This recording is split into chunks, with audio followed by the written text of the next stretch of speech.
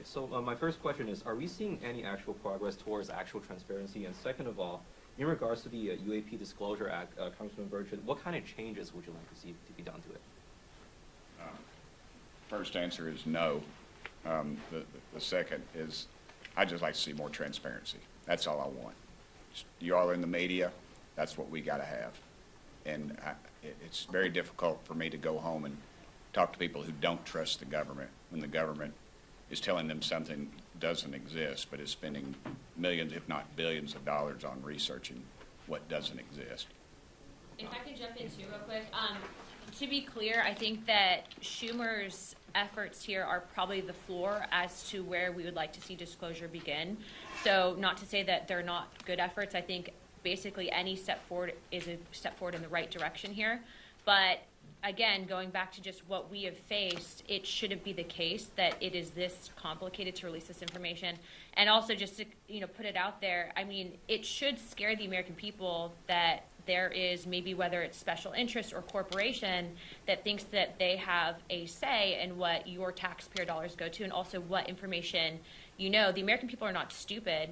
We can handle this information. Other countries have declassified similar information, and it's time that the United States steps up to the plate and does the same.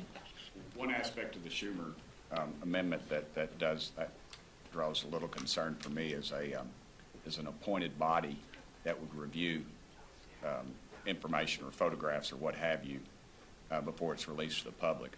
That is an appointed body that the American public would have no control over. It'd be appointed by a politician.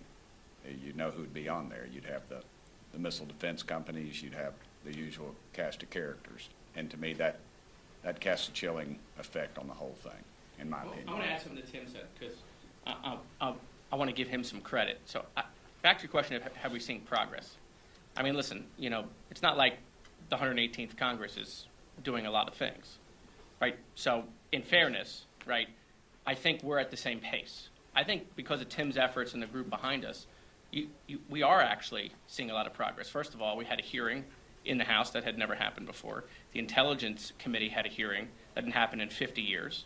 Okay, we've now had multiple press conferences on this. You're having legislation introduced not just in the House but in the Senate. So this has come a long way from the times when Harry Reid was talking about it or Marco Rubio was talking about it. You now have a bipartisan, bicameral effort, and so this place does a lot of things, unfortunately, incrementally, right? It doesn't do big things at the moment.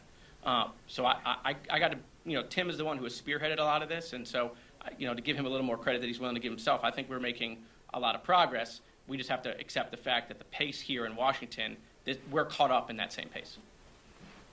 Yes, sir. Now, have you been able to see any documents or videos, etc., that would be considered classified? And follow up if there's a yes there. Yeah, yeah, no, I mean, we have. And so, when you see them, have you said to yourself, there's no way this is a threat to national security? Why is this still being classified? I have reviewed classified information, and thereafter, wondered to myself why that would be classified. And so I have had those concerns. I've also, as a member of the Armed Services Committee, seen some radar signatures and other information that even my colleagues who are not on the Armed Services Committee have not been able to see, and that concerns me as well. I think we ought to democratize that information at a minimum throughout the Congress, and I think more productively with the American people. We'll take one more. I was just going to say, I've seen stuff by whistleblowers that you would all be scratching your head. Go ahead, last one. Congressman Gates, you mentioned members of the House Intelligence Committee pushed back on this. Did they give you any reason for that? I mean, what are they saying? Can you characterize that? When, the reaction I've gotten is just sort of a broad brush national security concern.